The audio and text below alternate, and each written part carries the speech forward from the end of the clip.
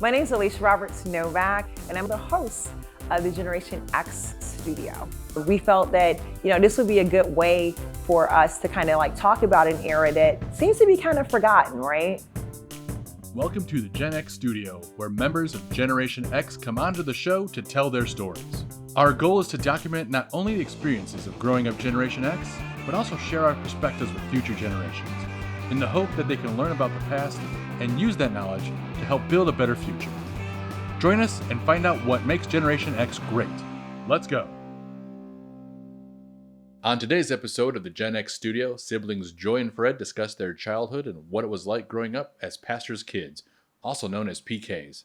Then, Fred, Darnell, and Alicia sit down and reminisce about the social scene during their time at Lindblom. Frederick, when you were born, everything changed. It's like, here's Freddie. Here's Frederick. My parents divorced, and later on, our mom got remarried to your dad, who became a pastor, Pastor McClure. So the dynamics were really different. Yeah, but before the whole past, it was literally our house went from the party house, and then I remember one big party. And I remember stepping over people on the way to the bathroom, and literally then the next morning we were going to church. Yeah, hence my mother's book, Sinners Have Souls Too. So my dad said that the Lord sat next to him on the bed and told him, take us to church. We got on the bus. Took a bus down to 106 and Emerald. Yes, we did. Every Sunday. We were locked in. We had locked no car. in. We had no clothes. We had no church clothes. I right. think we was wearing the same outfits for the first 5 Sundays. What I dreaded on Sundays the most was having to eat grits and Mama's runny eggs. Oh, it was the worst. It was the worst. And then when we finally got a car to go to church, I don't know, did someone give it to us? Because we couldn't have paid for it. we had a couple of contractions. We had one car that my dad got. I think he actually purchased. It was a Ford LTD, like Army green, and it was like a tank. And it had all these different things. Is that the one that could only go forward? Yeah, it would only go forward. Then we had a time. And forward to church. Yeah, it could get us to church and back. And then there was, the windows wouldn't go down. And so in the summertime, we would literally try to act like we were in air conditioning. Being a PK in our household was a little different because my father was different. He was still hood. He was still from the streets. And that was always his gift. So he was able to always relate to those who came in there, gangbangers, whatever hangups, alcoholics, drug users. He always had that connection. And I was able to also feed off of that and just, I think I get a lot of my charisma, whatever you say, from my father and how he dealt with people and how he humanized everyone. Yep. And everyone wanted to be close to him. Everyone wanted to be liked by him. And so we didn't have to, although he was walking and doing the Lord's work, he never forgot where he came from. And we never had that, we hear those horror stories. You had to get up and go to church, be at church 10. My parents, they did all that, but they never put that pressure on us. We initially got to go to church, got to know church, but as we got to teenagers and that, we didn't get any crazy expectations. And we went to Sunday school and church, and we liked it. Kids of the Kingdom. Yep. And we're still part of Kids of the Kingdom from our original church, same church that my grandparents worked in, and studied in. So it was a family, so we enjoyed going to church. But we didn't have the stress. My mother too, she grew up in a staunch Christian household, and she was buck wild, and then she found her way back to Christ. But until this day, she still relates. So she doesn't judge anyone, and she just accepts people for who they are, and then try to encourage you to do better. And another dynamic that was really a blessing to me, because when we were in a two family, not all of my friends grew up with two parents in the home. So it was known that I had two parents at home. And not only that, I had a father who was a preacher or a pastor. So literally I was covered. When mischief was about to happen, my friends, they sent me away. They like, nah, we don't want your dad coming down on us, preaching on us. And so there was a lot of trouble that was avoided just because of the respect of my parents, respect of our family, period. And my father made it clear that, not to mess up his name. So even walking through the neighborhood and getting into mischievous things with my friends, like taking a squig of liquor, I would go in the gangway and get my squig. I would not just walk. So all of the parents in the neighborhood, hey, why can't you guys be like Pastor's son? They're like, this boy buying all of the stuff for us.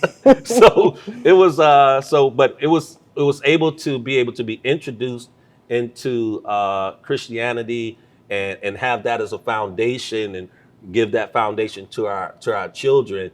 But, I could say that, I'm glad that we had the type of parents that let us live and be who we wanted to be. With our 5-year difference, we didn't get the chance to play as children. And like I said, after parents divorced, things were just different, family dynamics. But it was great that by the time I got to young adulthood, because I got married at 19. Right. And so you saved me. When I moved in with you? Yes, you saved me in my marriage when you moved with me during your sophomore year. I left Lindblom my sophomore year to come down to school with you. In Huntsville. Yeah. So you're talking about the city kid coming to Huntsville, Texas, which is a prison town, a town of 11 prisons. I was like a celebrity. He was a celebrity. Like from the big city. He was a celebrity. He was in dance concerts and everything. Everybody knew him. And then he got so big that we had to send him back home and back to Lindblom. I had to get back to the city life.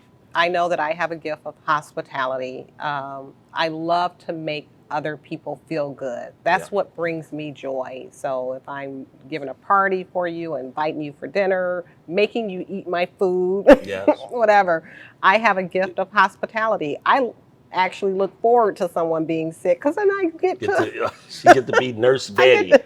Put the doctor and turn into nurse. And then that's just goes back to that's something we learned from our parents. Our parents always had people over from church. If somebody came in from out of town, someone always lived with us. We did always. Somebody lived with us in the basement, in the guest room, something. And I guess we wasn't enough, so they had to have other people. But we always saw hospitality. Like when people came in town, of course, people were poor, period. So people didn't naturally go into hotels. But we always gave up our home, and we keep that same thing. So we've always looking to host. Joy hosts so many of our family events. Then as I got older and started having a home and family, I was able to take some of that load off of her. But so we kind of switched back and forth through our years. Well, he's the fun house. Well, sometimes I turn your house into the fun house too. Yeah, I go to bed I go to bed at 9 or 10. And Frederick's job is to keep the party going and bring the fun to my house. I can do the food and create the environment. You bring the fun. Yeah, she bring the booze, bring the speaker, bring the jokes, I think one of the parties, remember I got that magician. Remember that magician? Yep. That was for Granddad's 90th birthday. Yeah. So Fred and Darnell, I know you guys go back, but how do you guys know each other? Do you want to answer, or do you want to? Yeah, I mean, of course, we met at the greatest high school on earth, Lindblom Technical High School. My freshman year, I indulged in the fruits from the earth, or the herbs from the earth. Oh, you mean the Jamaican vegetables? Yeah, okay. Jamaican vegetables. Yeah. I was probably one of the few freshmen that was into that, and I remember probably right on the side of the school one day, the upperclassmen come out.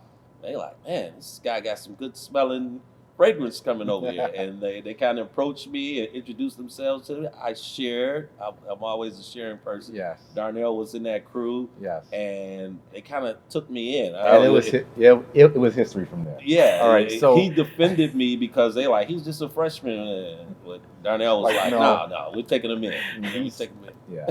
So from there, it was just history. The chemistry worked, and we all just really connected. And here we are, what, 30 years later or so? 30. And so we still hang out. We still know each other. We know each other's families, and we just keep in contact. So that's really the beauty of it, is that we are still, and we have lots of stories that we can go into with our kids and everything like that with.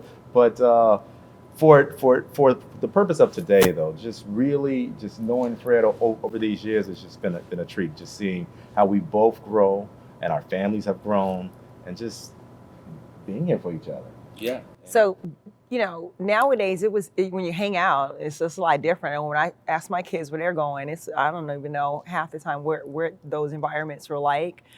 My kids are older, just like you guys' kids. But what was like a typical like boys' night out like back in the day? Well, we used to have little get-togethers at each other's home. Darnell's home. He's the baby of his family, as I am, but his house was a little more liberal. Like we could go down there. I remember it was a New Year's party. It was a New Year's party, and it was the New Year's party of New Year's Eve. It was a blowout. I told him I was having a little party. It turned out to be more than a little party. It was a huge party. For weeks, everybody was talking about this party at school, but it was just. And then the next year, I had another one. My sisters and them were like, "Is Mom them crazy? Like, you have another one?" I was like, kids are drinking and smoking. I was like, wow. They felt like everybody. They knew everybody, and they felt it was okay. That was a different time now. And now you fast forward that to today, whether or not you let your kids have a party of that size, maybe the drinking and stuff like that, it's just unheard of now. And just different time that we're living in. And another thing, we just cruised a lot. If we were lucky to be able to get cars or whatever, we would cruise around Chicago, go downtown, look for where we could be a house party, or when we didn't have wheels, it was like walking to 50 blocks to Mendel or getting over to the Hummingbird. I remember the Mendel parties. Mm-hmm. It was all about the DJs. Mendel had the best DJs. Mm-hmm. So when I asked what's a typical night out for the boys, that was a typical night out for the girls, was that, we have to get together to definitely be at Mendel's party. Tell me about some of those nights of going to some of the parties at the different, venues or the schools or what have you. Well, he's like, what can I say without getting in trouble? Come on. I would say that our take on it was just to have fun. And we would all, like Fred's mentioned, we were all piled up in a car. Like my dad had this huge 77 Lincoln Town car. And you can just pile so many people up in there. And we would just pile in there, go to the party.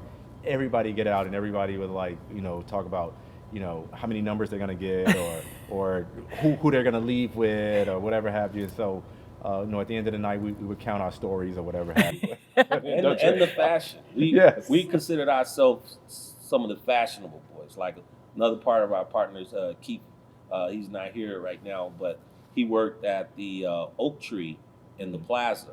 Oh yeah, Evergreen Plaza. Yeah, so which was kind of like a upscale urban. So we would get all of the latest little outfits and thought we were so cool. We all had you had jobs. We all had jobs. We all had jobs. Yeah. We all had money. So Well, back then you had to have a job because your parents weren't going to give you any money. No. There was no such thing as an allowance. We definitely didn't have our own credit cards. No.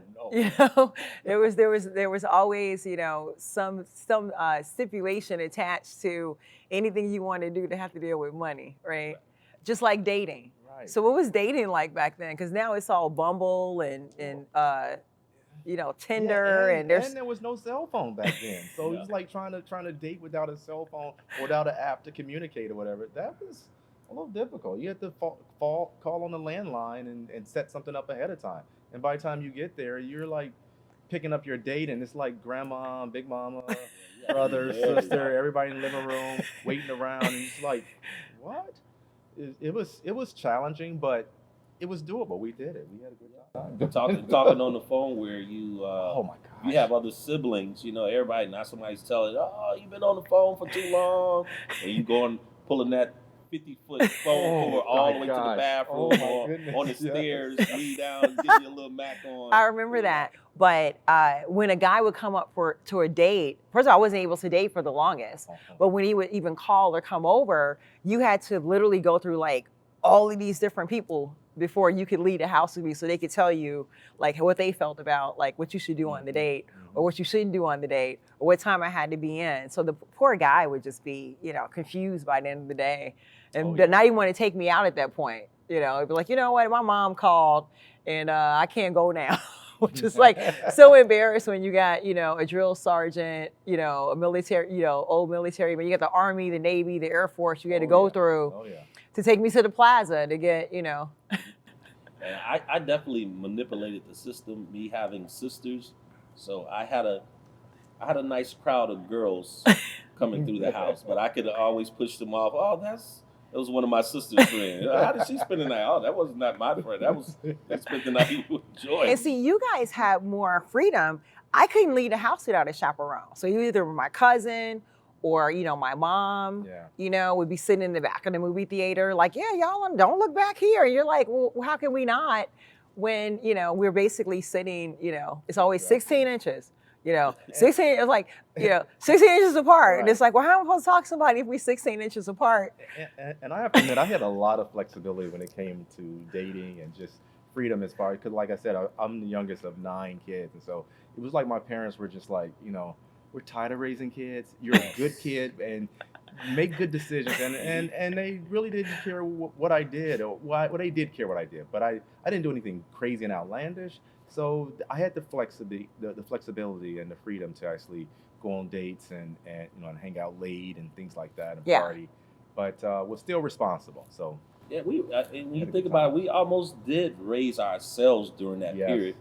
Same story, but my parents worked very, very hard because I had a job. I didn't have to ask them for money, so they didn't ask me no questions. Yeah, and they just wanted out of their business, out of their way. And like I said, as long as they wasn't getting a call from the police department, and as long as I got to the phone and erased the message from school before they found out, I was in good standing. I spent a lot of time with going out on family excursions. I consider myself lucky because I think back then, we kind of really wanted, because you said our parents worked all the time. We wanted to actually spend time with our parents. I don't find that as my kids started getting older, they were like, we don't want anything to do with you. Where we look forward to it, like, on Sundays is when our parents would bowl in the leagues. But throughout the week, they would like kind of practice. So Saturday mornings, they would have practice. But it gave me a better perspective on life, because you had kind of like all of these different aunties and uncles, like you were kind of talking about earlier, people who kind of raised you in the community and supported you. That's important. It's very important. And just like the whole bowling alley experience, the skating rink back in the day was paramount to my neighborhood, because that and Funtown. You remember Funtown? Yeah. Hey, Funtown for the prison you. 95th and Stony Island Avenue, Funtown. Yeah. So the rink, that was so the close loop. to my house that we would just go up there. Yeah. I mean, my parents would give me $1, and I would just go up there and ride 4 rides and walk around and come back home. And so it was like that was our hangout. Yeah. The skating rink was the safe place, and we grew up with that, and we loved it. Yeah. Definitely. That's something that I don't think I remember my mom ever going. She would drop you off. Remember the drop off? Yeah. And you would get dropped off, and she would make sure you had all your stuff, and they tell you, now put your money in your shoe. So you don't lose it, and so nobody take your money. But every mom's told them that, and I always thought, if every mom tells you to put their money in the shoe, and you coming to rob me, you're just gonna take my shoe and know exactly where my money is.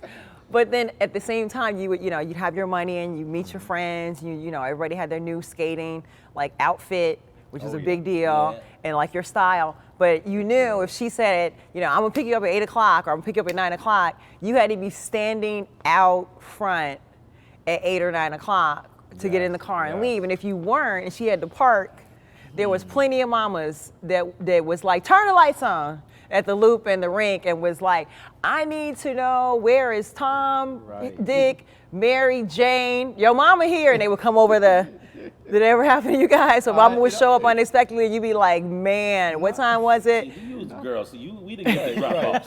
Exactly. We walked there. We walked back home. We made it home before the sun. Exactly. We didn't get lights dropped came off. on. Yeah, that was another thing. You better be home before the street lights come on, or you were in big trouble. And what was so great about walking home, when the street lights were on, everybody would come out on the porch. Right. And as you walk down the street, they would go, your mama looking for you.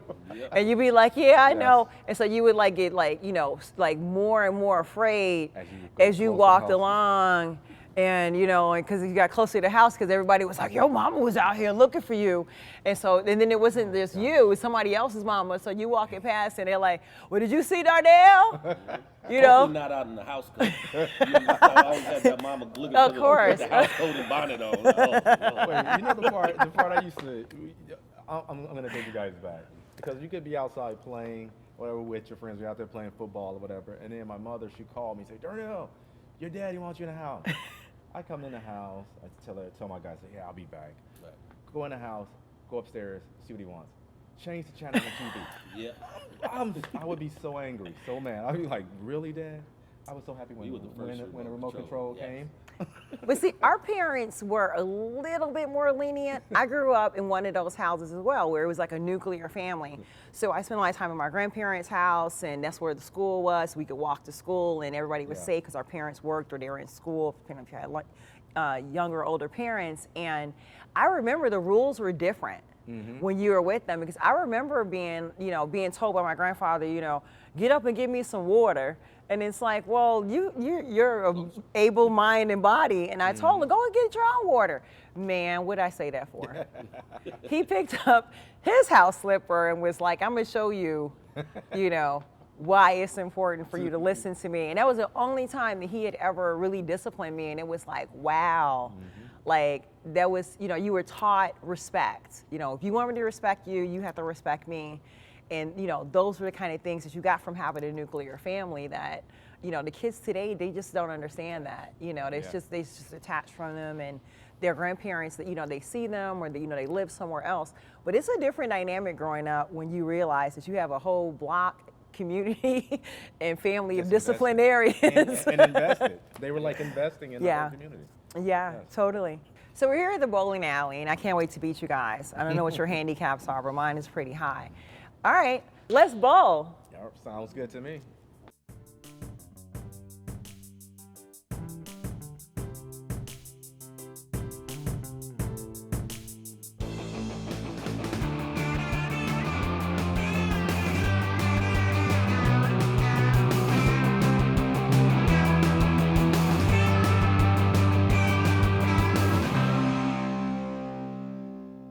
Coming up next on the Gen X Studio, Alicia sits down with Crystal Odom McKinney to reflect on their time growing up, while also providing advice for future generations. Then, Reverend Andre Kellum Sr. talks about his life and how he serves as a mentor within his community. If you'd like to donate or share your story with the Gen X Project, contact us at GENXQUE, that's genxq.org.